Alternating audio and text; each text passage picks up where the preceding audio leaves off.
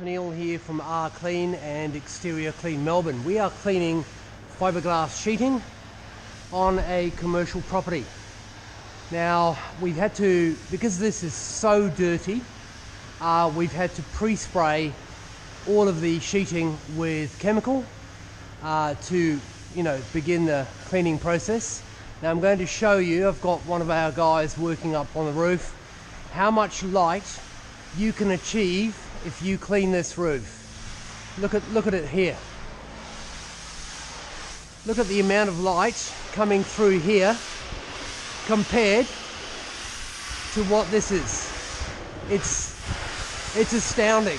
So these guys, as you can see, operate a warehouse where they need to see where they're working, and we are just going to make their life so much easier in terms of actually being able to see what they have, where they have it, and fundamentally using less electricity is a really important thing, especially during the summer months and the winter months. So really happy with that. We'll show you the finished result. I want you to just feel the light that's coming through here and have a look at that.